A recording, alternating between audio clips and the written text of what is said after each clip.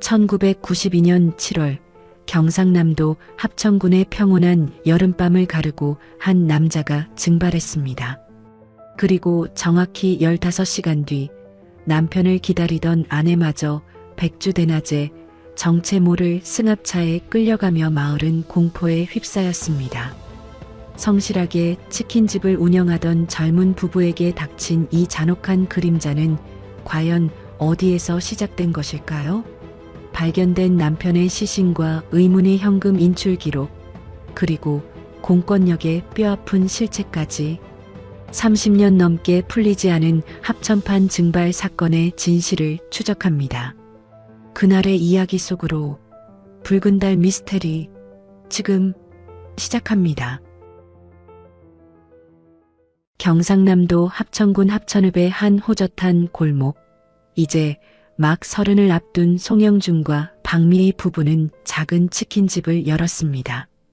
대도시의 대형 유통업체에서 성실하게 근무하며 사랑을 키웠던 두 사람은 연고도 없는 합천으로 내려와 오로지 서로만을 의지하며 새로운 삶을 시작했습니다. 가게에 딸린 비좁은 단칸방이 생활 공간의 전부였지만 두 사람에게는 그것만으로도 충분했습니다. 매일 아침 6시면 영준이 먼저 일어나 가게 문을 열고 미희는 주방에서 생닭을 손질하며 하루를 준비했습니다. 고소한 기름 냄새가 골목 안쪽까지 퍼져나가면 하나둘씩 단골 손님들이 찾아왔고 부부는 웃으며 그들을 맞이했습니다. 합천은 그들에게 낯선 땅이었습니다. 도시에서 나고 자란 두 사람에게 작은 읍내의 생활은 처음엔 어색하기만 했습니다.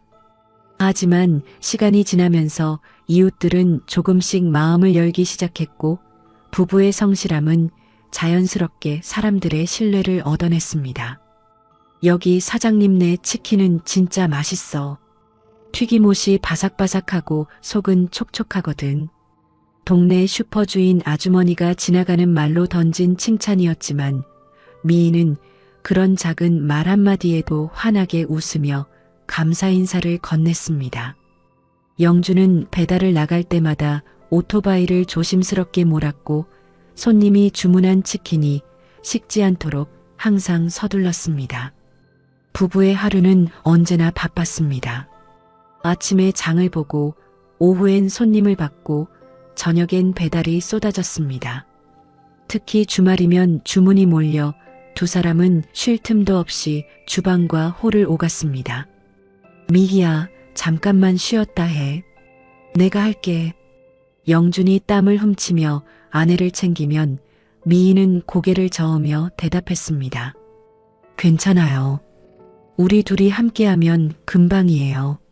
그렇게 두 사람은 서로를 의지하며 하루하루를 채워갔습니다. 저녁 영업이 끝나고 나면 미희는 하루 매출을 정리하고 영주는 주방을 청소했습니다.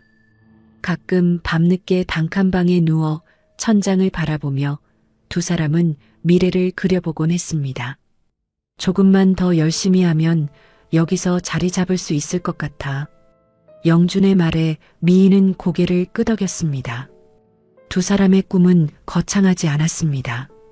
그저 이 작은 가게를 잘 꾸려나가고 언젠가는 아이를 낳아 평범하게 살아가는 것. 그것이 전부였습니다. 부부의 성실함 덕분에 치킨집은 금세 자리를 잡았습니다. 처음에는 하루 매출이 얼마 되지 않았지만 몇 달이 지나자 단골 손님들이 늘어나기 시작했고 주말이면 배달 주문이 끊이지 않았습니다. 주변 이웃들 사이에서도 금슬 좋은 젊은 부부로 통했습니다. 저 부부 참 보기 좋아. 서로 아끼는 게 눈에 보여.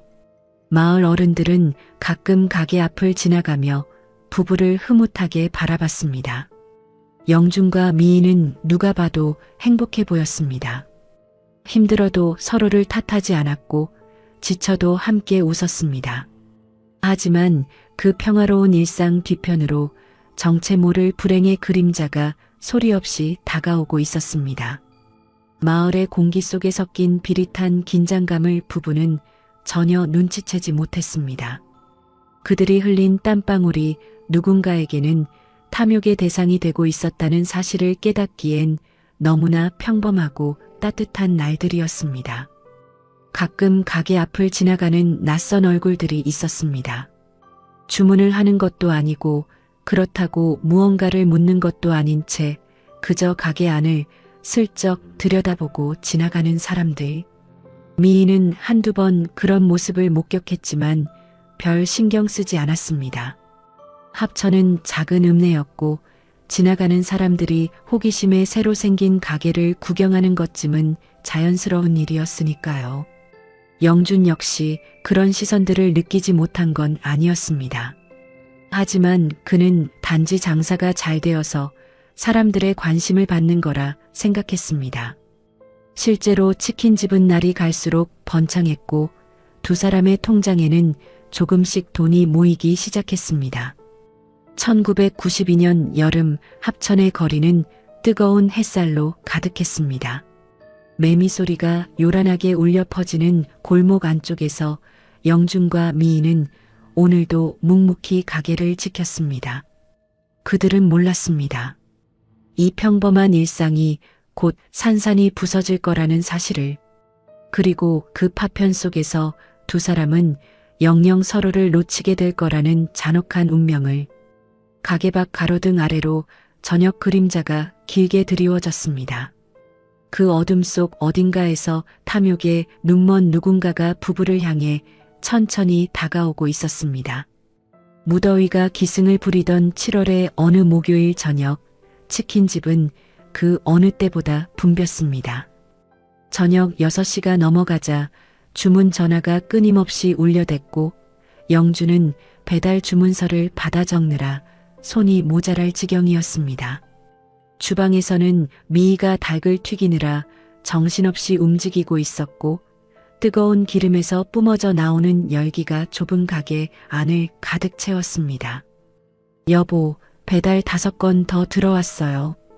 영준이 주방을 향해 소리치자 미희는 땀에 젖은 이마를 팔뚝으로 훔치며 고개를 끄덕였습니다. 여름철 목요일 저녁은 언제나 이렇게 바빴습니다.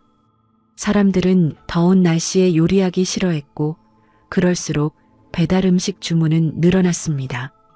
부부는 이런 바쁜 시간이 힘들면서도 감사했습니다. 주문이 많다는 건 그만큼 장사가 잘 된다는 뜻이었으니까요. 영주는 포장된 치킨 박스를 들고 오토바이에 싣느라 가게 안팎을 오갔습니다. 배달을 다녀오면 또 다른 주문이 기다리고 있었고 그 틈새로 홀 손님들도 하나둘씩 찾아왔습니다. 시계 바늘은 어느새 7시를 넘어 7시 30분을 가리키고 있었습니다. 그때였습니다. 가게 구석에 놓인 낡은 유선전화가 날카롭게 울려 퍼졌습니다. 영주는 방금 배달을 마치고 돌아온 참이었고 헬멧을 벗으며 수화기를 들어 올렸습니다. 네, 황금치킨입니다. 평소처럼 밝은 목소리로 전화를 받았지만 수화기 너머에서 들려오는 목소리를 듣는 순간 영준의 표정이 미묘하게 변했습니다. 그는 잠시 말없이 상대방의 이야기를 듣더니 고개를 끄덕이며 짧게 대답했습니다. 아, 네. 지금요? 알겠습니다. 통화는 길지 않았습니다. 채 1분도 되지 않아 영준은 수화기를 내려놓았고 잠시 그 자리에 서서 무언가를 생각하는 듯 했습니다. 미희는 주방에서 그런 남편의 모습을 흘끗 보았지만 손님 주문을 처리하느라 자세히 물어볼 겨를이 없었습니다. 영주는 잠시 망설이는 듯 하더니 주방 쪽으로 걸어왔습니다. 그의 얼굴엔 평소와 다른 어떤 긴장감이 서려 있었습니다. 미희야, 나 잠깐 나갔다 올게. 미희는 기름솥에서 갓 튀겨낸 치킨을 건져 올리며 고개를 돌렸습니다. 남편의 목소리가 어딘지 모르게 급해 보였습니다. 지금요? 배달 주문이 아직 3건이나 남았는데 급한 일이 생겼어. 금방 다녀올게. 영주는 그렇게 말하며 벗어두었던 헬멧을 다시 집어들었습니다. 미희는 남편의 행동이 평소와 다르다는 걸 직감적으로 느꼈습니다. 영주는 책임감이 강한 사람이었고 특히 바쁜 저녁 영업시간에는 절대 자리를 비우지 않았습니다. 배달조차 최대한 빨리 다녀오려고 애썼던 사람이 이렇게 급하게 어디론가 나간다는 게 이상했습니다. 무슨 일인데요? 어디 가시는 거예요? 미희가 물었지만 영주는 명확한 대답을 주지 않았습니다. 그는 잠시 망설이는 듯 하더니 애매하게 웃으며 대답했습니다. 아, 그냥 아는 사람이 급하게 좀 보자고 해서. 걱정 마. 30분이면 돌아올 거야. 그 말을 남기고 영주는 서둘러 가게 문을 나섰습니다. 미희는 뭔가 더 물어보고 싶었지만 이미 남편은 문 밖으로 나가고 있었습니다. 그녀는 기름 묻은 손을 앞치마에 닦으며 가게 입구 쪽을 바라봤습니다. 가게 밖으로 나선 영주는 잠시 골목 양쪽을 둘러보는 듯 했습니다. 어둠이 내린 골목은 가로등 불빛만이 희미하게 거리를 밝히고 있었습니다. 그는 헬멧을 쓰지 않은 채 걸어서 어딘가로 향했습니다. 오토바이를 타지 않고 걸어간다는 것도 평소와 달랐습니다. 미희는 가게 안에서 남편의 뒷모습을 지켜봤습니다. 영준의 어깨가 어딘지 모르게 굳어 보였고 걸음걸이도 평소보다 빨랐습니다. 그는 골목 모퉁이를 돌아 시야에서 사라졌고 미희는 뭔가 찝찝한 느낌을 지울 수 없었습니다. 하지만 주문 전화는 계속 울렸고 홀에서 기다리는 손님들도 있었습니다. 미희는 잠시 불안한 마음을 억누르고 다시 주방으로 돌아갔습니다. 아마 급한 식재료 문제이거나 단골 손님의 호출일 거라고 스스로를 달랬습니다. 영준이 30분 안에 돌아온다고 했으니 그때까지 혼자서라도 가게를 지켜야 했습니다. 시계는 저녁 8시를 향해 가고 있었습니다. 가게 밖 가로등 불빛 아래로 영준의 그림자가 길게 늘어지다가 점점 작아졌습니다. 그는 골목을 벗어나 큰 길로 향했고 밤의 어둠은 그의 모습을 천천히 삼켜갔습니다. 영준은 그렇게 어둠이 깔린 합천의 거리 속으로 호련히 사라졌습니다. 가게 앞 가로등 불빛 아래로 멀어지던 남편의 구부정한 어깨는 밤의 정막 속으로 순식간에 녹아들었고 그것이 부부가 나눈 이 세상에서의 마지막 대화가 되었습니다. 미희는 그때 알지 못했습니다. 남편이 다시는 돌아오지 않는 길을 향해 걷고 있다는 사실을. 그 짧은 전화 한 통이 두 사람의 평범했던 일상을 산산조각 낼 거라는 사실을. 그리고 자신 역시 곧 같은 운명에 휩쓸리게 될 거라는 잔혹한 진실을. 치킨을 튀기는 기름 소리가 주방에 울려 퍼지는 가운데 미희는 남편이 곧 돌아올 거라 믿으며 묵묵히 손님들의 주문을 처리했습니다. 하지만 시간이 흐를수록 가슴 한편에 자리 잡은 불안은 점점 커져만 갔습니다. 가게 밖 어둠은 점점 더 깊어졌고 그 어둠 속 어딘가에서 영주는 돌이킬 수 없는 순간을 맞이하고 있었습니다. 저녁 9시가 되었지만 영주는 돌아오지 않았습니다. 30분이면 온다던 남편의 말을 믿으며 미희는 계속 가게를 지켰지만 시계 바늘은 무심하게 10시를 가리켰고 11시가 되어도 가게 문은 열리지 않았습니다. 배달 주문은 이미 끝났고 마지막 홀 손님이 나간 뒤 가게 안은 정막만이 흘렀습니다.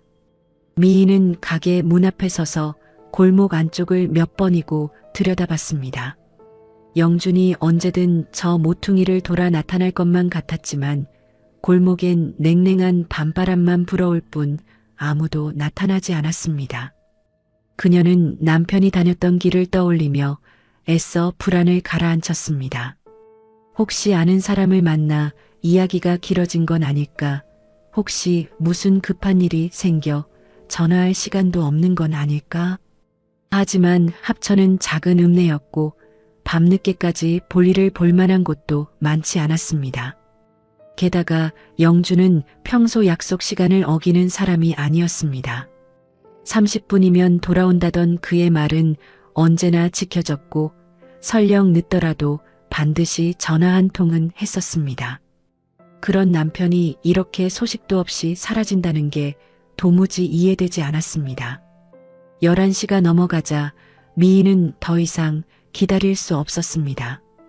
그녀는 가게 문을 잠그고 골목을 나섰습니다. 가로등 불빛 아래로 드리운 그림자만이 그녀의 뒤를 따랐고 밤의 정적은 그녀의 불안을 더욱 증폭시켰습니다. 미희는 남편이 갔을 법한 곳을 떠올리며 읍내 이곳저곳을 돌아다녔습니다. 영준이 가끔 들르던 슈퍼 앞도 지나가 봤고 단골 식자재 상해도 찾아가 봤지만 이미 모든 가게는 문을 닫은 뒤였습니다. 미희는 발걸음을 멈추고 어두운 거리를 바라봤습니다. 합천의 밤은 유난히 고요했고 그 고요함 속에서 그녀는 처음으로 공포를 느꼈습니다. 자정이 넘어가자 미희의 막연한 불안감은 짙은 공포로 변하기 시작했습니다. 남편에게 무슨 일이 생긴 게 분명했습니다.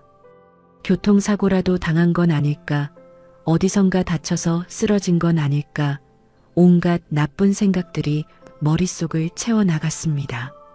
미희는 떨리는 손으로 전화기를 들었지만 누구에게 전화를 걸어야 할지 막막했습니다. 합천에는 가족도 없었고 친한 친구도 없었습니다. 두 사람은 오로지 서로만 의지하며 살았고 그것만으로도 충분하다고 생각했었습니다. 하지만 이런 상황이 닥치자 그 외로움이 얼마나 위태로운 것이었는지 뼈저리게 느껴졌습니다. 미희는 결국 전화기를 내려놓았습니다. 혹시라도 자신이 없는 사이 영준이 돌아왔을까 싶어서였지만 가게 안은 여전히 텅 비어 있었습니다. 그녀는 가게 앞 가로등 아래에 서서 골목 입구를 바라봤습니다. 밤새 식어버린 기름솥에서는 비릿한 냄새가 희미하게 풍겼고 어제까지만 해도 행복으로 가득했던 이 공간은 이제 냉기만 감도는 텅 빈 감옥처럼 느껴졌습니다. 새벽 1시, 2시, 3시. 시간은 고통스러울 만큼 느리게 흘러갔습니다. 미희는 뜬 눈으로 밤을 지새우며 가로등 아래를 서성였습니다. 가끔 멀리서 자동차 소리가 들리면 가슴이 뛰었지만 그 소리는 언제나 그녀가 있는 골목을 지나쳐버렸습니다. 7월의 밤은 무더웠지만 미희의 온몸은 오한으로 떨렸습니다. 동이 트기 시작할 무렵 미희는 더 이상 혼자 견딜 수 없었습니다. 평소 연락 없이 외박할 사람이 아니었기에 이건 분명 심각한 일이었습니다. 그녀는 서둘러 몸을 씻고 옷을 갈아입은 뒤 합천경찰서로 향했습니다. 새벽 5시가 조금 넘은 시각 경찰서에는 당직 근무 중인 경찰관 한 명만이 졸음을 참으며 앉아 있었습니다. 미희가 다급하게 들어서자 경찰관은 눈을 비비며 그녀를 쳐다봤습니다. 무슨 일이십니까? 남편이 어제 저녁부터 집에 안 들어왔어요. 연락도 안 되고. 미희의 목소리는 떨렸습니다. 밤새 울지 않으려 애썼지만 경찰관 앞에 서자 참았던 눈물이 터져 나올 것만 같았습니다. 경찰관은 잠시 그녀를 바라보더니 천천히 메모지를 꺼내 들었습니다. 실종된 지 얼마나 됐죠? 어제 저녁 7시 반쯤 나가서 지금까지 안 들어왔어요. 7시 반이면 아직 10시간 정도밖에 안 됐네요. 경찰관은 대수롭지 않다는 듯 말했습니다. 그의 목소리엔 어떤 긴박함도 느껴지지 않았습니다. 오히려 조금 귀찮다는 표정마저 스쳐 지나갔습니다. 저희 남편은 절대 그런 사람이 아니에요. 30분이면 온다고 했는데 10시간이 넘도록 연락이 없다는 게 말이 되나요? 미희는 애써 침착하게 설명했지만 경찰관의 반응은 미온적이었습니다. 그는 펜으로 메모지를 툭툭 두드리며 물었습니다. 혹시 부부 싸움 같은 거 하셨어요? 아니면 남편분이 무슨 고민이 있었다든지. 아니에요. 우린 싸운 적도 없고 남편은 평소랑 똑같았어요. 그래도 사람 일은 모르는 거니까. 성인 남자가 하룻밤 안 들어왔다고 바로 사건으로 보긴 어렵거든요. 일단 집에 가서 기다려보세요. 보통 이런 경우 하루 이틀 지나면 돌아오는 경우가 많습니다. 경찰관의 말은 마치 이런 일이 흔한 일상인 것처럼 들렸습니다. 단순한 부부싸움이나 개인적인 가출 정도로 치부하는 듯한 태도에 미인은 답답함을 느꼈습니다. 제발 좀 찾아주세요. 정말 이상한 일이 일어난 거예요. 일단 48시간 정도 더 기다려보시고 그래도 안 들어오시면 그때 다시 오세요. 그럼 정식으로 수리하고 수사를 시작할 수 있습니다. 결국 미인은 아무런 도움도 받지 못한 채 경찰서를 나섰습니다. 경찰관의 무관심한 태도는 그녀의 가슴에 또 다른 상처를 남겼습니다. 세상에 자신과 남편의 사라짐을 진지하게 받아들여줄 사람은 아무도 없는 것만 같았습니다. 미인은 직감적으로 무언가 거대한 잘못이 벌어졌음을 확신했습니다. 남편의 표정, 전화를 받던 그 짧은 순간의 긴장, 급하게 나가던 뒷모습, 모든 것이 평소와 달랐습니다. 하지만 그녀에겐 그것을 증명할 방법이 없었습니다. 다시 가게로 돌아온 미인은 남편이 금방이라도 오토바이 소리를 내며 문을 열고 들어올 것만 같은 착각 속에 텅 빈 홀을 지켰습니다.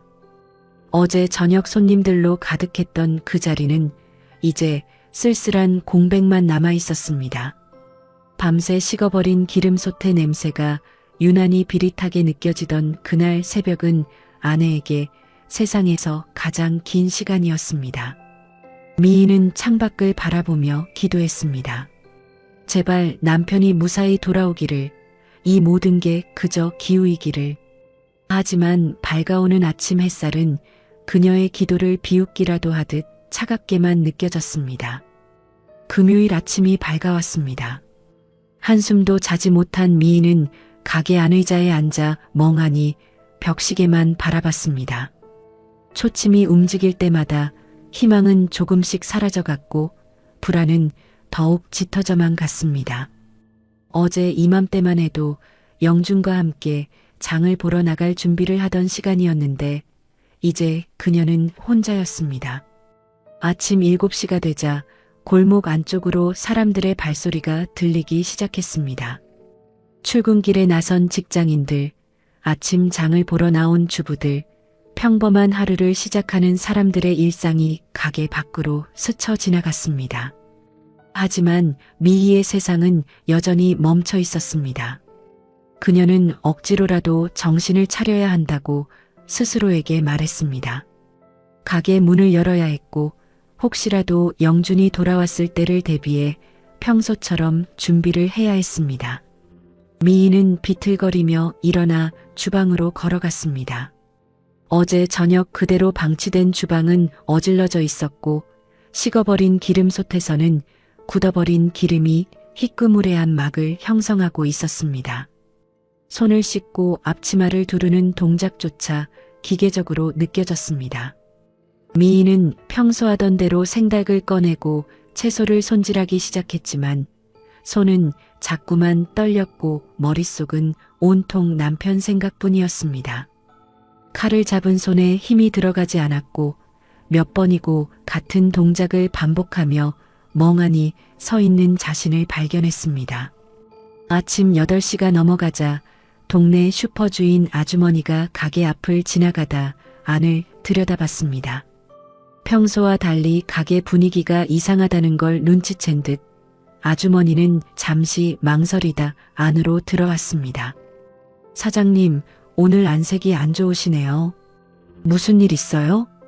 미희는 고개를 들어 아주머니를 바라봤습니다. 밤새 울지 않으려 애썼지만 눈가는 붉게 부어 있었고 얼굴은 핏기 하나 없이 창백했습니다. 그녀는 입술을 떨며 간신히 대답했습니다. 남편이 어제 저녁부터 안 들어왔어요. 뭐라고요? 사장님이? 아주머니는 깜짝 놀란 표정으로 미희를 쳐다봤습니다.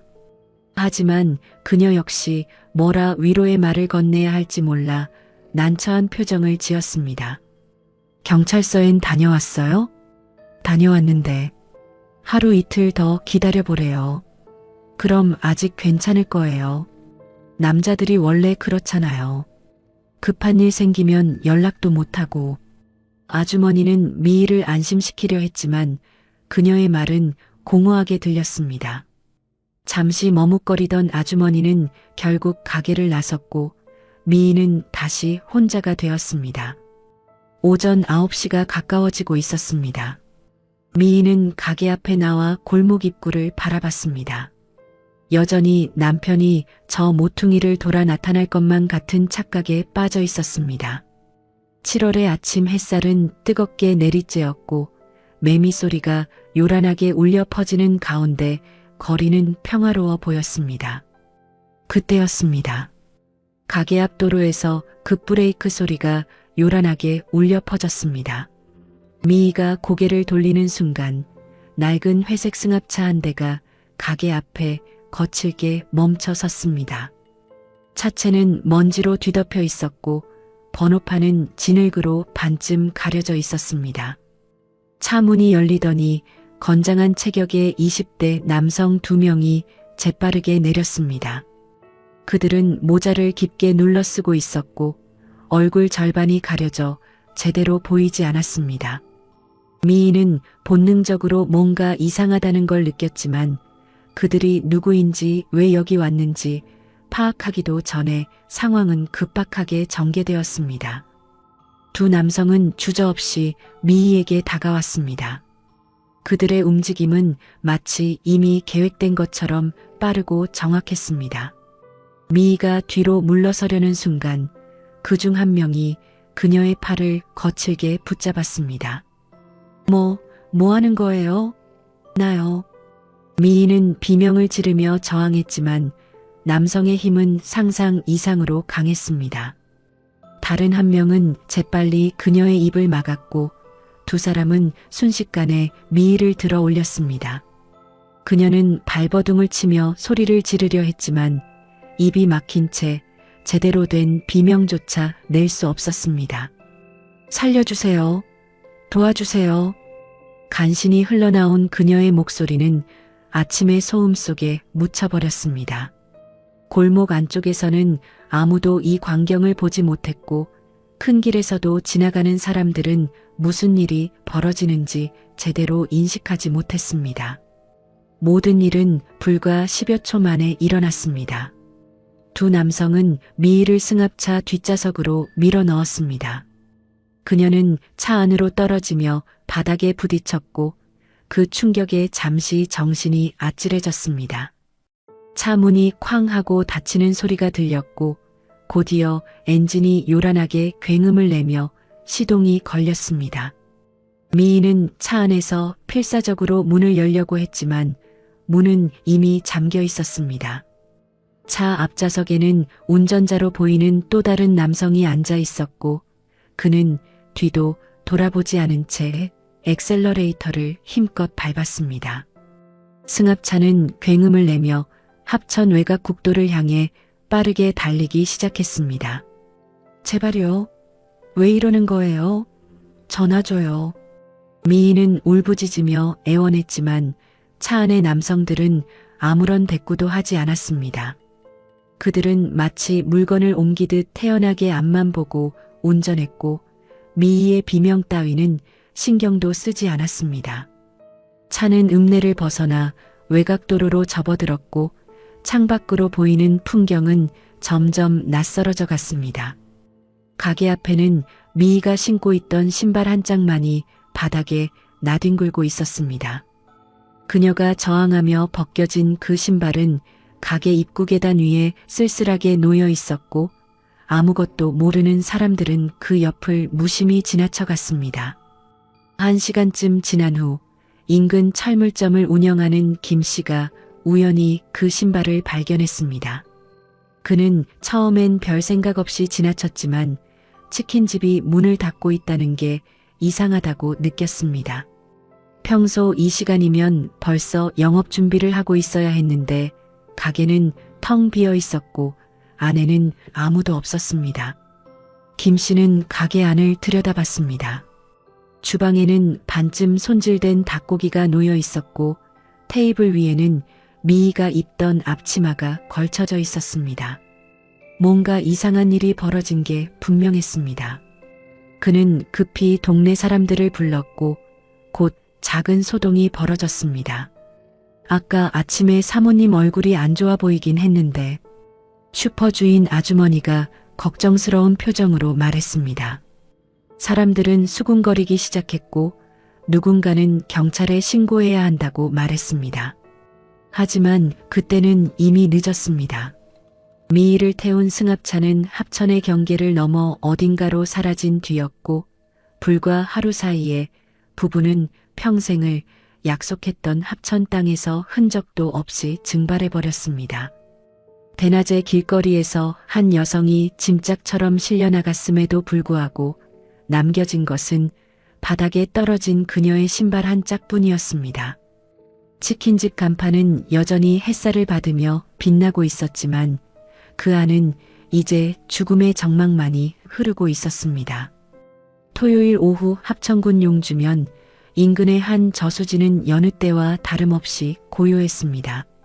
7월의 뜨거운 햇살이 수면 위로 내리쬐고 물가 주변 풀숲에서는 귀뚜라미 소리가 간간히 들려왔습니다. 저수지 주변은 낚시꾼들 사이에서 명당으로 알려진 곳이었지만 한여름 더위 때문인지 이날 오후에는 사람의 발길이 드물었습니다.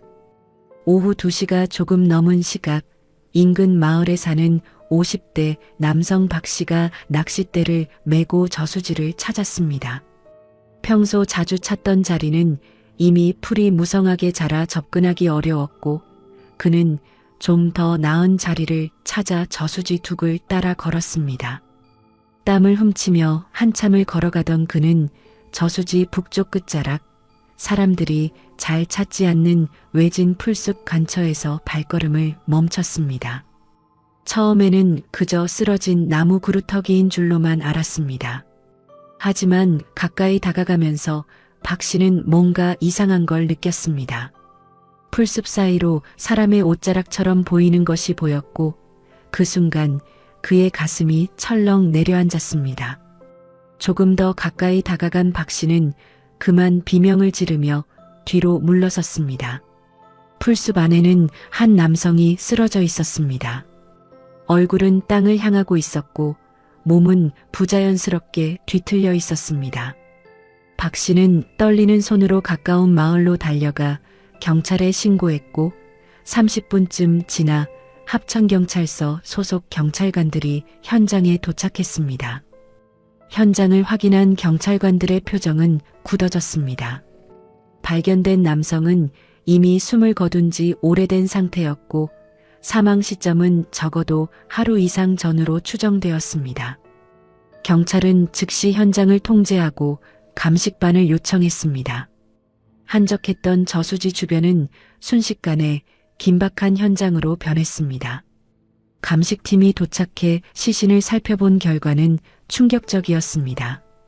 목 부분에 뚜렷한 압박 흔적이 남아 있었고 얼굴은 심하게 부어올라 있었습니다. 사인은 누군가에 의한 강한 외력으로 발생한 경부 압박 질식으로 추정되었습니다. 이것은 단순한 사고사가 아니라 명백한 타살이었습니다. 주변 상황은 더욱 의심스러웠습니다. 풀숲 곳곳에는 격렬한 몸싸움의 흔적이 고스란히 남아 있었습니다.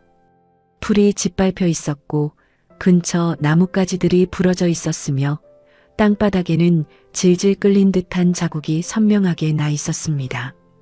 피해자는 죽기 전 필사적으로 저항했던 것으로 보였습니다. 감식반은 시신의 신원을 확인하기 위해 소지품을 조사했습니다. 주머니에서는 신분증이 발견되었고 그 이름은 송영준이었습니다. 며칠 전 실종 신고가 접수되었던 바로 그 남성이었습니다. 경찰관들은 서로 얼굴을 마주보며 긴장한 표정을 지었습니다. 하지만 이상한 점이 있었습니다. 영준이 평소 지니고 다니던 물건들 중 일부가 현장에서 발견되지 않았습니다.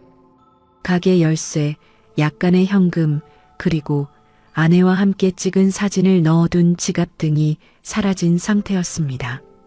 범인들이 의도적으로 가져간 것인지 아니면 몸싸움 과정에서 어딘가로 흩어진 것인지 알 수 없었습니다. 현장을 더 면밀히 살펴보던 감식 반원들은 저수지 쪽으로 이어지는 발자국 흔적도 발견했습니다. 여러 명의 발자국이 뒤섞여 있었고 그중 일부는 시신이 발견된 풀숲 방향으로 향하고 있었습니다. 이는 영준이 혼자가 아니라 여러 명에게 둘러싸여 있었음을 시사했습니다. 오후 5시쯤 합천경찰서장이 직접 현장에 도착했습니다. 그는 참담한 표정으로 현장을 둘러본 뒤 수사팀장에게 지시를 내렸습니다. 이 사건을 단순 실종이 아닌 계획적이고 잔혹한 강력 범죄로 전환하여 수사력을 집중하라는 것이었습니다. 저녁이 되자 현장에는 더 많은 인력이 투입되었습니다. 수사관들은 저수지 주변을 샅샅이 뒤지며 추가 증거물을 찾았고 감식반은 발자국 석고본을 뜨고 혈흔 반응 검사를 진행했습니다. 주변 마을 사람들도 소식을 듣고 하나둘 모여들었고 저수지 근처는 삽시간의 수군거림으로 가득 찼습니다. 저 사람 얼마 전에 치킨집 한다고 읍내에 온 젊은 부부 중 남편 아닌가? 맞아. 내가 며칠 전에 봤는데 참 성실하게 장사하더만. 마을 사람들의 대화 속에서 피해자의 신원이 조금씩 드러났습니다. 수사팀은 즉시 합천읍으로 연락을 취했고 치킨집 주변 주민들에게도 소식이 전해졌습니다. 슈퍼 주인 아주머니는 그 소식을 듣고 얼굴이 새하얗게 질렸습니다. 어머, 그럼 사모님은 어디 계신 거예요? 금요일 아침에 보고 그 이후로 못 봤는데. 그녀의 말에 경찰은 더욱 긴장했습니다. 남편은 싸늘한 주검으로 돌아왔지만 아내 박미희의 행방은 여전히 오리무중이었습니다. 금요일 아침 가게 앞에서 누군가에게 끌려간 것으로 추정되지만 그 이후 어디로 갔는지, 지금 어떤 상태인지 아무도 알 수 없었습니다. 수사팀장은 즉시 미희의 수배령을 내리고 합천 일대는 물론 인근 지역까지 수색 범위를 넓혔습니다. 혹시라도 그녀가 범인들에게 붙잡혀 어딘가에 감금되어 있을 가능성을 배제할 수 없었기 때문입니다. 시간이 지날수록 생존 가능성은 낮아졌지만 포기할 수는 없었습니다. 밤이 깊어가면서 저수지 주변에는 임시 조명이 설치되었습니다. 경찰들은 밤새 현장을 지키며 혹시 모를 추가 증거를 찾기 위해 애썼습니다. 고요했던 저수지의 물결은 모든 비밀을 삼킨 채 말이 없었고 영준의 차가운 몸 위로 내리쬐던 7월의 햇살은 이제 어둠 속으로 사라지고 있었습니다. 현장에 남겨진 것은 한 젊은 남성의 억울한 죽음과 그를 사랑했던 아내의 행방불명, 그리고 누군가의 탐욕이 만들어낸 돌이킬 수 없는 비극뿐이었습니다. 수사팀은 이제 두 가지 임무를 떠안게 되었습니다. 영준을 죽인 범인을 찾는 것, 그리고 미희를 무사히 구출하는 것. 하지만 그들은 아직 몰랐습니다. 이 사건이 얼마나 복잡하게 꼬여 있는지, 그리고 진실을 밝히기까지 얼마나 많은 실수와 좌절이 기다리고 있는지를. 저수지 위로 떠오르는 달빛은 차갑게 수면을 비췄고 그 빛 아래서 한 가족의 평범했던 꿈은 산산조각 나 흩어지고 있었습니다.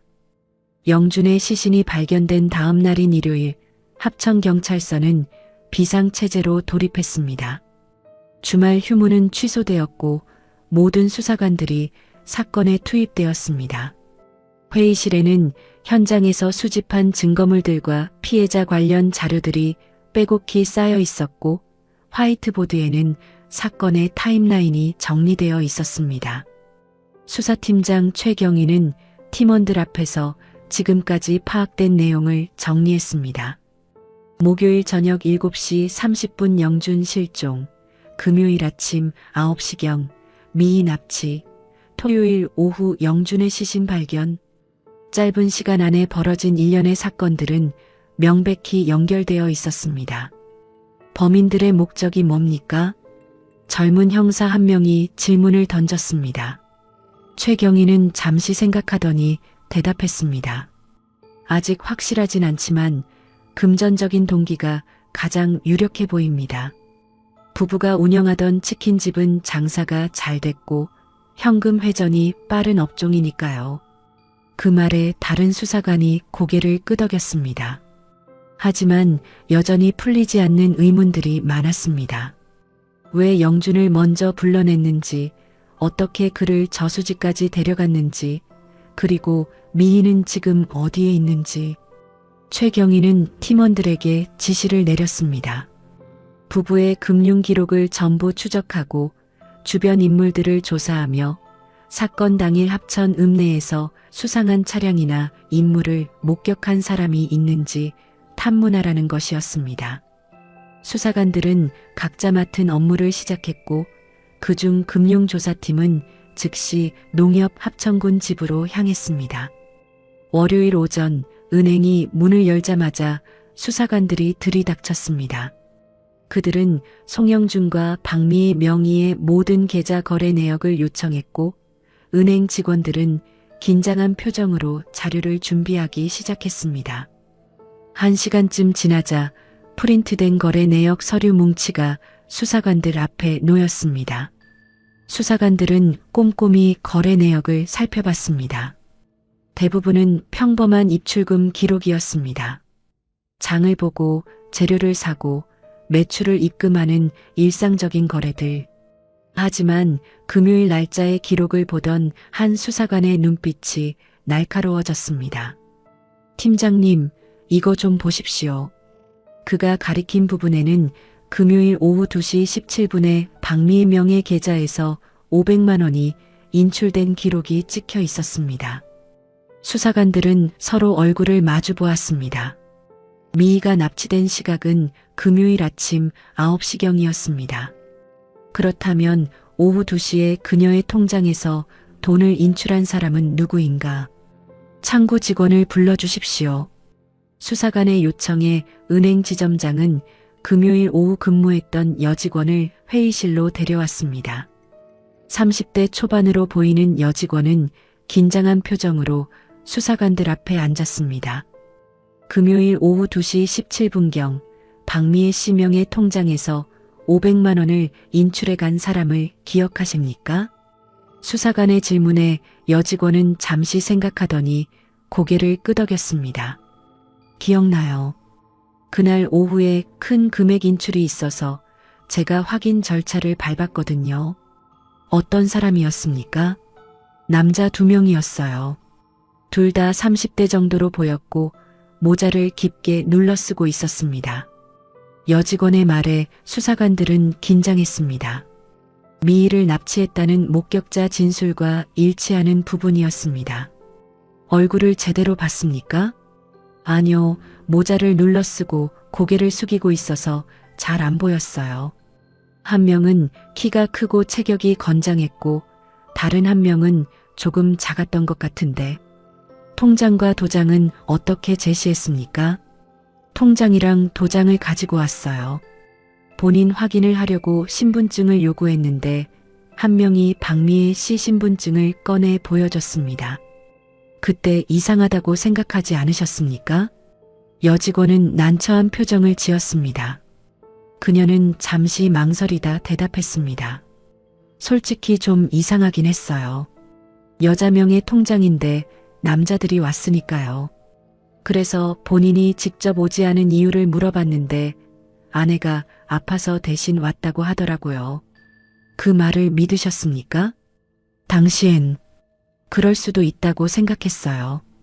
부부가 함께 운영하는 가게니까 남편이 대신 인출하는 게 이상하진 않잖아요. 수사관은 한숨을 내쉬었습니다. 당시에는 의심할 만한 특별한 이유가 없었을 것입니다. 통장도 있고 도장도 있고 신분증까지 제시했으니 은행 직원 입장에서는 정상적인 거래로 볼 수밖에 없었을 것입니다.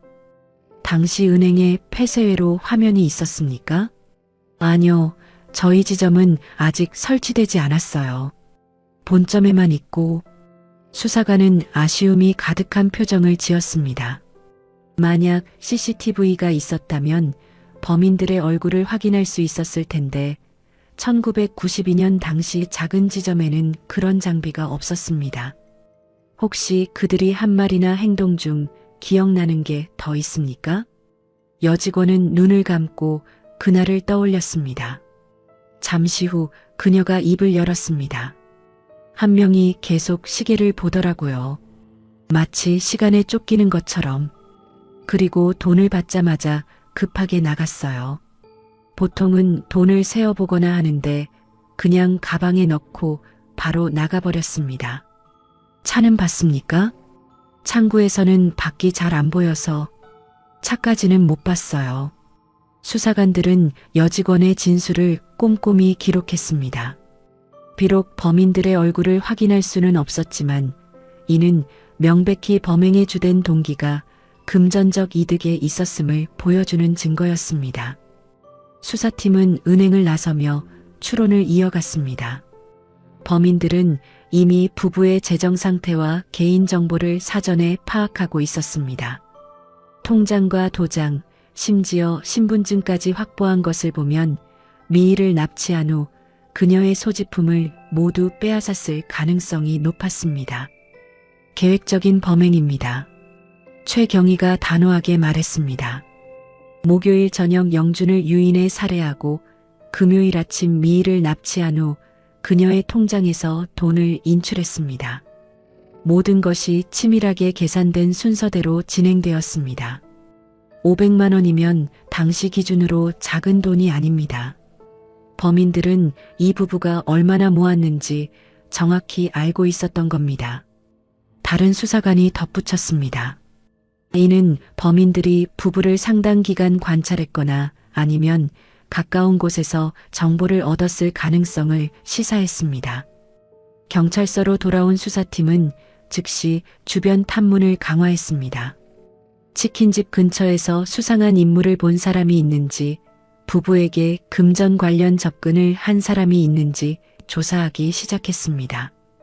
하지만 단서는 쉽게 나타나지 않았습니다. 피 묻은 손으로 챙긴 그 500만 원 뭉치가 은행 창구 너머로 건네지던 순간 범인들은 아마도 성공을 확신했을 것입니다. 하지만 그들은 몰랐습니다. 그 거래 기록이 결국 그들을 추적하는 결정적인 단서가 될 거라는 사실을. 수사팀의 그물망이 조금씩 좁혀지고 있었지만 진실까지 가는 길은 여전히 멀고도 험난했습니다. 화요일 오전 합천경찰서 회의실에는 몽타주 전문가가 도착했습니다. 수사팀은 은행 직원과 미희 납치 현장을 목격한 주민들을 차례로 불러들여 범인들의 인상착의를 파악하기 시작했습니다. 목격자들의 진술은 조금씩 달랐지만 공통된 특징들이 있었습니다. 키가 크고 체격이 건장한 남성이었어요. 180cm는 넘어 보였고 모자를 깊게 눌러 쓰고 있어서 얼굴은 잘 안 보였는데 턱이 각진 것 같았어요. 한 명은 조금 작았어요. 170cm 정도. 말랐고 움직임이 빨랐습니다. 목격자들의 진술을 종합한 몽타주 전문가는 2장의 그림을 완성했습니다. 비록 정확한 얼굴은 아니었지만 대략적인 인상과 체형은 파악할 수 있었습니다. 수사팀은 완성된 몽타주를 합천 일대 파출소와 지구대에 배포했고 주민들에게도 협조를 구했습니다. 이 사람들을 본 적이 있거나 혹시 아시는 분은 즉시 신고해 주시기 바랍니다. 경찰서 앞 게시판에는 몽타주와 함께 현상금 공고가 붙었습니다. 유력한 정보를 제공하는 사람에게는 100만 원의 포상금을 지급한다는 내용이었습니다. 소식은 빠르게 퍼져나갔고 며칠 사이 경찰서로 제보 전화가 쏟아지기 시작했습니다. 저 몽타주랑 비슷하게 생긴 사람 봤어요. 읍내 주유소에서 일하는데 우리 동네에 저런 체격 가진 남자가 있습니다.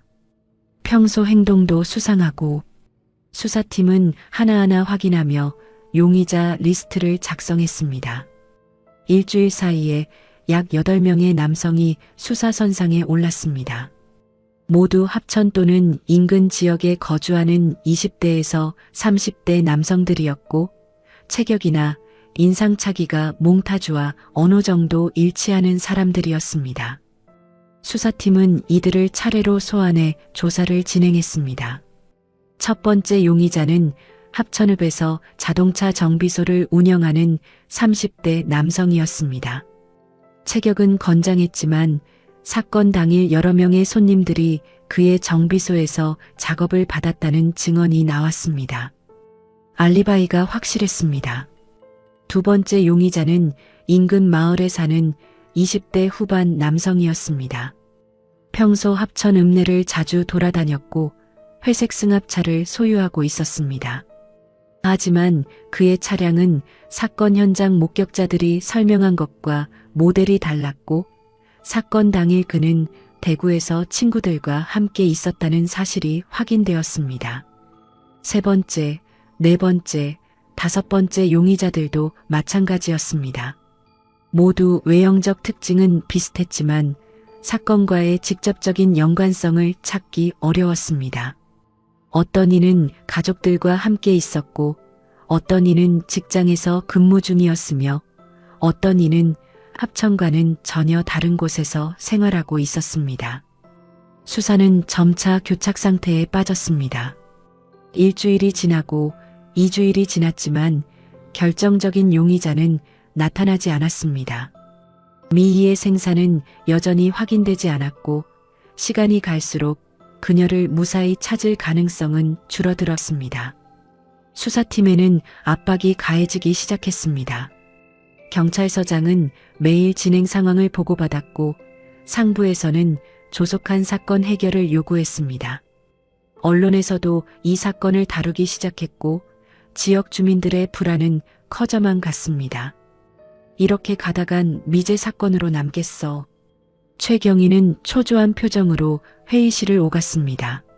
실적에 대한 압박, 상부의 질책, 시간의 촉박함, 모든 것이 수사팀을 짓눌렀고 그 무게는 점점 무거워졌습니다.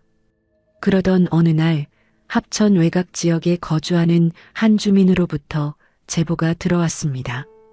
자신의 동네에 몽타주와 비슷하게 생긴 남성이 산다는 것이었습니다. 키가 크고 체격이 건장하며 평소 말수가 적고 혼자 다니는 경우가 많다는 내용이었습니다. 수사팀은 즉시 그 남성에 대해 조사했습니다. 이름은 정모 씨, 나이는 31살, 합천군 외곽의 한 마을에서 농사를 지으며 살고 있었습니다. 가족은 없었고 홀로 오래된 시골집에서 거주하고 있었습니다. 사람들과의 교류가 거의 없었고 가끔 읍내에 나와 필요한 물건을 사가는 정도였습니다. 수사팀은 정 씨 주변을 탐문했습니다. 마을 사람들은 그에 대해 잘 알지 못했습니다. 말이 없어서 무슨 생각을 하는지 모르겠어요. 좀 무뚝뚝하긴 한데 나쁜 사람 같진 않던데 가끔 밤늦게 어디론가 나가는 걸 봤어요. 밤늦게 외출한다는 진술이 수사팀의 관심을 끌었습니다. 혹시 정 씨가 범행 이후 증거를 인멸하거나 미희를 어딘가에 감금해 둔 건 아닐까? 확실한 증거는 없었지만 수사팀은 그를 유력한 용의자로 지목하기 시작했습니다. 외형적 특징도 맞고 행동도 수상해. 일단 데려와서 조사해 봅시다. 최경희의 결정에 몇몇 수사관들은 망설였습니다. 아직 구체적인 증거가 없었기 때문입니다. 하지만 압박에 시달리던 수사팀은 조급함에 판단력을 잃어가고 있었습니다. 수요일 오전 수사관 4명이 정 씨의 집으로 향했습니다. 마을 어귀에 차를 세우고 좁은 골목길을 걸어 들어가자 낡은 기와집 한 채가 나타났습니다. 마당에는 농기구들이 어지럽게 놓여 있었고 빨래가 줄에 널려 있었습니다. 정모 씨 계십니까? 수사관이 큰 소리로 불렀지만 대답이 없었습니다. 잠시 후 집안에서 인기척이 들리더니 문이 열리며 한 남성이 모습을 드러냈습니다. 키가 크고 어깨가 넓은 몽타주와 비슷한 인상의 남성이었습니다. 무슨 일이십니까? 정 씨는 경계하는 눈빛으로 수사관들을 바라봤습니다. 수사관 중 한 명이 신분증을 보이며 말했습니다. 합천경찰서 수사과입니다. 몇 가지 여쭤볼 게 있어서 왔습니다. 저한테요? 무슨? 일단 서에 가서 이야기하는 게 좋겠습니다. 동행해 주시죠. 정 씨는 당황한 표정을 지었습니다. 자신이 왜 조사를 받아야 하는지 이해할 수 없었습니다. 저 뭐 잘못한 거라도 있습니까? 무슨 일인지 설명해 주십시오. 가서 천천히 말씀드리겠습니다. 협조해 주시면 금방 끝날 겁니다. 수사관들의 어조는 점점 강압적으로 변했습니다. 정 씨는 거부했지만 수사관들은 그의 팔을 잡고 억지로 차량 쪽으로 끌고 갔습니다. 마을 사람들이 하나둘 모여들었고 그 광경을 멀리서 지켜봤습니다. 저 사람 뭐 했길래 경찰이 저렇게 데려가는 걸 보니 심상치 않네. 소문은 빠르게 퍼졌고 정 씨는 범인으로 의심받는 사람이 되어버렸습니다. 그는 영문도 모른 채 경찰차에 실려 합천경찰서로 연행되었습니다. 차 안에서 그는 계속해서 항변했지만 수사관들은 들은 척도 하지 않았습니다. 경찰서에 도착한 정 씨는 조사실로 끌려갔습니다. 좁은 방 안에는 책상 하나와 의자 2개만 놓여 있었고 창문에는 철창이 쳐져 있었습니다. 수사관들은 그를 의자에 앉히고 신문을 시작했습니다. 7월 11일 저녁 어디에 있었습니까? 집에 있었습니다. 증명할 수 있습니까? 혼자 사는데 어떻게 증명합니까? 수사관들은 눈빛을 날카롭게 세웠습니다. 알리바이가 없다는 것, 그것만으로도 의심의 근거는 충분했습니다. 신문은 밤늦게까지 이어졌고 정 씨는 지쳐갔지만 수사관들의 추궁은 멈추지 않았습니다. 수사의 초점은 점점 흐려졌고 진짜 범인들은 경찰이 엉뚱한 곳에 힘을 쏟는 사이 합천의 경계를 넘어 유유히 사라져가고 있었습니다. 정모 씨에 대한 조사는 강압적인 분위기 속에서 며칠간 이어졌습니다. 수사관들은 교대로 들어와 같은 질문을 반복했고 그의 대답이 조금이라도 엇갈리면 거짓말을 하고 있다며 목소리를 높였습니다. 정 씨는 조사실 의자에 앉아 끝없는 신문에 시달렸고 제대로 잠도 자지 못한 채 몇 날 며칠을 보냈습니다. 당신이 송영준을 죽였지? 아닙니다. 저는 그 사람을 알지도 못합니다. 그럼 왜 사건 당일 밤늦게 외출했습니까? 마을 사람들이 다 봤어요. 그건 그냥 산책을 했을 뿐입니다. 밤늦게 산책? 말이 됩니까? 수사관들은 정 씨의 모든 행동을 의심의 눈초리로 바라봤습니다. 그가 평소 말이 없다는 것, 혼자 산다는 것, 밤에 가끔 외출한다는 것, 그 모든 게 범죄자의 특징처럼 여겨졌습니다. 하지만 정작 그를 범인으로 연결지을 수 있는 구체적인 증거는 어디에도 없었습니다. 목요일 저녁 조사가 이틀째 이어지던 중이었습니다. 지친 정 씨는 의자에 앉아 고개를 떨구고 있었고 수사관 2명이 그의 양옆에 서서 추궁을 이어가고 있었습니다.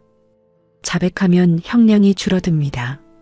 솔직하게 말하는 게 당신한테도 이익이에요. 저는 정말 아무것도 한 게 없습니다. 제발 믿어주세요. 믿어? 증거가 다 나왔는데 뭘 믿어? 한 수사관이 책상을 탁 치며 소리쳤습니다. 정 씨는 깜짝 놀라 움찔했고 그의 눈에는 공포가 가득했습니다. 수사관들의 태도는 점점 더 거칠어졌고 신문 과정에서 물리적 압박도 가해지기 시작했습니다. 일어나.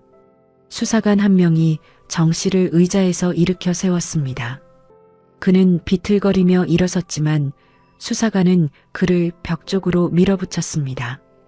벽 보고 서 있어. 움직이지 마.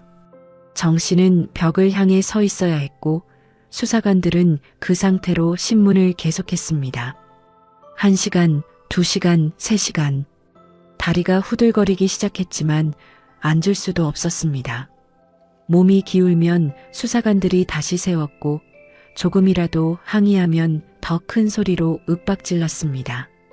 며칠간의 조사 과정에서 정 씨가 입은 고통은 단순한 정신적 압박을 넘어섰습니다. 제대로 된 식사를 하지 못했고 잠도 몇 시간씩밖에 자지 못했습니다. 조사실 안에는 담배 연기가 자욱했고 창문조차 열어주지 않았습니다. 그는 점점 쇠약해져 갔고 눈빛은 흐려졌습니다. 한편 밖에서는 소문이 퍼지기 시작했습니다. 경찰이 용의자를 잡았다는 소식이 합천 읍내를 돌았고 사람들은 수군거렸습니다. 정 씨가 사는 마을에서는 그를 범인으로 단정 짓는 분위기가 형성되었습니다. 역시 평소에 좀 이상하더라니. 말도 없고 혼자만 있으니까 수상했어. 근거 없는 소문들이 덧붙여지며 그의 이미지는 점점 나빠졌습니다. 누군가는 그가 예전에도 이상한 행동을 했다고 말했고 누군가는 밤에 수상한 짓을 하는 걸 봤다고 주장했습니다. 모두 확인되지 않은 이야기들이었지만 사람들은 기꺼이 믿었습니다. 하지만 조사가 진행될수록 수사팀 내부에서도 의견이 갈리기 시작했습니다. 젊은 수사관 한 명이 조심스럽게 최경희에게 말했습니다. 팀장님, 정모 씨를 범인으로 볼 만한 물증이 없습니다. 단지 외형적 특징이 비슷하다는 것뿐인데 그럼 누굴 잡아야 하나? 다른 용의자라도 있어? 최경희는 날카롭게 반박했습니다. 그도 내심 불안했지만 이미 여기까지 온 이상 물러설 수 없었습니다. 상부에서는 빨리 범인을 잡으라고 압박했고 언론에서는 수사 무능을 비판하기 시작했습니다. 정 씨라도 범인으로 만들어야 한다는 조급함이 수사팀을 지배하고 있었습니다. 금요일 오후 정 씨가 연행된 지 3일째 되는 날이었습니다. 그는 완전히 지쳐 있었고 제대로 서 있을 기력조차 없었습니다. 수사관들은 여전히 자백을 강요했지만 그는 고개를 저을 뿐이었습니다. 저는 정말 아무것도 모릅니다. 그의 목소리는 떨렸고 눈에는 눈물이 고여 있었습니다. 하지만 수사관들의 마음은 움직이지 않았습니다.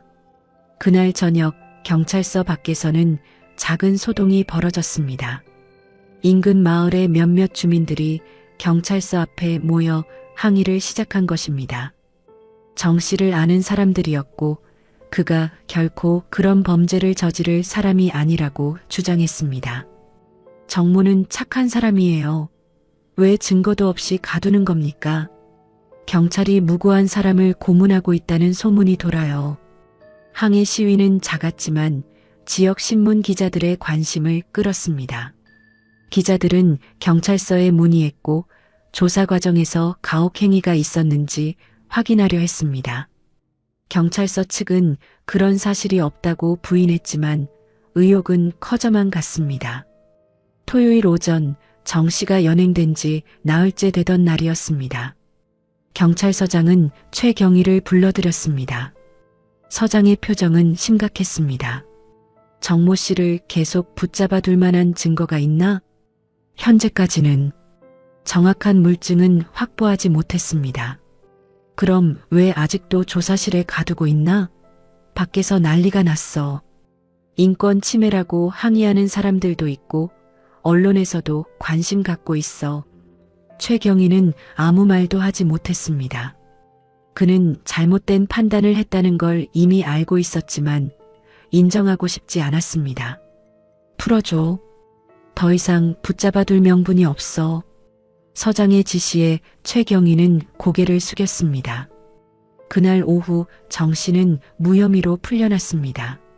나흘간의 조사 끝에 그를 범인으로 연결지을 어떤 증거도 발견되지 않았던 것입니다.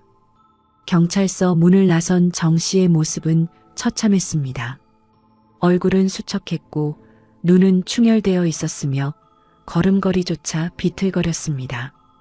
그는 마을로 돌아갔지만 그곳에서 그를 맞이한 건 따뜻한 위로가 아니었습니다. 범인으로 의심받았다는 낙인은 이미 깊이 새겨져 있었고 사람들의 시선은 차갑기만 했습니다. 공권력에 의해 입은 신체적, 정신적 상처는 그에게 평생 씻을 수 없는 흉터가 되었습니다. 그는 이후 사람들을 더욱 피하게 되었고 마을에서조차 외톨이로 살아가야 했습니다. 무고한 사람이 억울한 피해를 입은 것이었습니다. 이 과정에서 정작 추적해야 할 진짜 범인들에 대한 수사는 완전히 뒷전으로 밀려났습니다. 결정적인 단서를 확보할 수 있는 황금 같은 시간은 허망하게 흘러가 버렸고 범인들의 흔적은 점점 희미해져 갔습니다. 수사기관의 명백한 실책은 진실을 밝힐 수 있었던 마지막 기회를 스스로 걷어찬 꼴이 되어버렸습니다. 잘못된 분노가 한 무고한 사람에게 쏟아지는 동안 억울한 피해자만 늘어났을 뿐이었습니다. 사라진 미희의 행방을 가리키던 단서들은 하나둘씩 소멸해 가고 있었고 진짜 범인들은 이미 합천을 떠나 어디론가 숨어버렸을 것입니다. 수사팀이 깨달았을 때는 이미 너무 늦어버렸습니다. 1992년 여름이 지나고 가을이 왔습니다. 정모 씨가 풀려난 후 수사팀은 다시 원점으로 돌아가야 했습니다. 하지만 이미 한 달 가까운 시간이 흘렀고 범인들의 흔적은 합천의 깊은 산세 속으로 완전히 흩어져 버렸습니다. 미희를 태우고 사라진 회색 승합차는 어디로 갔는지, 은행에서 돈을 인출해간 남성들은 누구였는지 그 어떤 것도 밝혀지지 않았습니다. 수사팀은 인근 지역까지 수색 범위를 넓혔습니다. 합천뿐 아니라 경남 전역, 나아가 부산과 대구까지 협조 공문을 보냈습니다. 회색 승합차에 대한 정보, 미희로 보이는 여성에 대한 목격담, 수상한 행동을 보이는 남성들에 대한 제보를 요청했습니다. 하지만 돌아온 건 아무것도 없었습니다. 회색 승합차의 행방은 완전히 오리무중이었습니다. 당시 그런 차량이 흔했기에 특정하기 어려웠고 번호판마저 진흙으로 가려져 있었다는 목격자 진술 때문에 차량 추적은 사실상 불가능했습니다. 수사팀은 합천 일대의 모든 자동차 정비소와 주유소를 뒤졌지만 범인들의 차량으로 보이는 승합차는 발견되지 않았습니다. 미희의 생사 역시 확인할 방법이 없었습니다. 금요일 아침 납치된 이후 그녀에 대한 어떤 목격담도 나오지 않았습니다. 수사팀은 최악의 경우를 상정하고 합천 일대의 야산과 저수지, 폐가 등을 집중적으로 수색했습니다. 하지만 영준이 발견된 저수지 외에는 어떤 흔적도 찾을 수 없었습니다. 한편 수사팀은 범행 동기를 파악하기 위해 부부의 과거를 철저히 조사했습니다. 혹시 원한 관계에 있던 사람이 있는지, 금전 거래로 인한 갈등이 있었는지, 주변에 위협을 가한 사람이 있었는지 면밀히 살펴봤습니다. 하지만 조사 결과는 의외였습니다. 송영준과 박미의 부부는 주변에 원한을 살 만한 행동을 전혀 하지 않았습니다. 오히려 누구에게나 친절했고 장사도 정직하게 했으며 이웃들과의 관계도 원만했습니다. 빚도 없었고 법적 분쟁도 없었으며 누군가와 다툰 적도 없었습니다. 이 부부는 정말 성실하게 살아온 사람들입니다. 담당 수사관이 보고서에 적었습니다. 그들의 이전 직장 동료들도 합천에서 만난 이웃들도 모두 같은 말을 했습니다. 착하고 부지런하고 성실한 사람들이었다고. 그런 부부가 왜 이런 끔찍한 범죄의 희생자가 되어야 했는지 아무도 이해할 수 없었습니다. 결국 수사팀이 내린 결론은 참담했습니다. 범인들의 동기는 단순한 금전 취득이었을 것이라는 것. 이들이 특정 타깃이 된 이유는 원한이나 복수 같은 개인적 감정 때문이 아니라 그저 현금 회전이 빠른 자영업자였기 때문일 것이라는 잔인한 추측만이 나돌았습니다. 범인들은 아마 치킨집을 관찰하면서 부부가 돈을 모으고 있다는 걸 알았을 겁니다. 그리고 계획적으로 접근한 거죠. 최경희는 회의 시간에 말했습니다. 그의 목소리에는 패배감이 묻어났습니다. 범인들은 아무런 양심의 가책도 없이 순전히 돈 때문에 한 가정을 파괴했고 한 사람의 목숨을 빼앗았으며 다른 한 사람을 납치해 어딘가로 사라졌습니다. 수사는 계속되었지만 시간이 지날수록 희망은 사라져갔습니다. 석 달이 지나고 6달이 지났습니다. 1993년 새해가 밝았지만 사건은 여전히 미궁속이었습니다. 수사팀의 인력도 점차 줄어들었고 사건은 서서히 잊혀져 갔습니다. 치킨집이 있던 자리는 한동안 비어 있었습니다. 아무도 그 자리에 가게를 내려 하지 않았습니다. 끔찍한 사건이 일어난 곳이라는 소문 때문이었습니다. 가게 안에는 부부가 사용하던 물건들이 그대로 남아 있었고 주방 구석에는 미처 치우지 못한 식재료들이 썩어가고 있었습니다. 1년이 지나자 건물주가 가게를 정리했습니다. 부부의 물건들은 모두 치워졌고 가게는 다른 업종의 상점으로 바뀌었습니다. 그렇게 부부가 함께 꿈꾸던 공간의 흔적은 완전히 사라졌습니다. 영준의 유족들은 매년 제사를 지내며 돌아오지 않는 며느리를 그리워했습니다. 그들은 미희가 어딘가에서 살아있기를, 어느 날 문을 열고 들어오기를 간절히 바랐습니다. 하지만 세월이 흐르면서 그 희망마저 희미해져 갔습니다. 1995년, 1997년, 2000년. 시간은 흘렀고 세상은 변했습니다. 합천 읍내도 조금씩 발전했고 사람들도 바뀌었습니다. 하지만 사건은 여전히 미해결로 남아 있었습니다. 수사 파일은 경찰서 창고 깊숙한 곳에 보관되었고 가끔 누군가가 꺼내보는 것 외에는 아무도 관심을 갖지 않았습니다. 진실을 알고 있는 유일한 생존자일지 모를 미희의 생사는 30년이 지난 지금까지도 짙은 미스터리 속에 갇힌 채 아무런 응답이 없습니다. 그녀가 마지막으로 보았을 합천의 풍경은 공포와 절망으로 가득 찼을 것이라는 가슴 아픈 추측만이 남겨진 사람들의 가슴을 헤집어 놓았습니다. 혹시 그녀가 어딘가 살아있다면 범인들에게 붙잡혀 있는 건 아닐까? 아니면 이미 남편처럼 차가운 주검이 되어 어딘가 묻혀 있는 건 아닐까? 수많은 가정들이 오갔지만 그 어떤 것도 확인할 수 없었습니다. 범인들은 어딘가에서 신분을 숨긴 채 평범한 이웃의 얼굴로 살아가고 있을지도 모릅니다. 그들은 500만 원이라는 돈을 손에 쥐고 흩어졌을 것이고 각자의 삶을 이어가고 있을 것입니다. 양심의 가책을 느끼는지 아니면 그저 잊고 살아가는지 아무도 알 수 없습니다. 합천에 치킨집이 있던 자리는 이제 다른 건물이 들어서 과거의 흔적조차 찾을 수 없습니다. 가끔 이 지역을 지나가는 사람들 중 그 자리에서 무슨 일이 있었는지 아는 사람은 거의 없습니다. 시간은 모든 것을 지워버렸고 기억마저 희미하게 만들었습니다. 하지만 어딘가에서 누군가는 진실을 알고 있을 것입니다. 그날 밤 영준에게 전화를 걸었던 사람, 미희를 납치했던 사람, 은행에서 돈을 인출했던 사람. 그들은 분명 살아있고 그들의 기억 속에는 그날의 모든 진실이 고스란히 남아있을 것입니다. 누군가의 소중한 꿈과 목숨을 앗아간 그날의 진실은 차가운 기록물 속에 잠든 채 여전히 우리에게 풀리지 않는 질문을 던지고 있습니다. 과연 정의는 언젠가 실현될 수 있을까요? 아니면 영원히 어둠 속에 묻혀버릴까요? 그 답은 아직도 합천의 어느 산속, 어느 저수지 및 어느 누군가의 양심 속에 숨겨져 있을지도 모릅니다.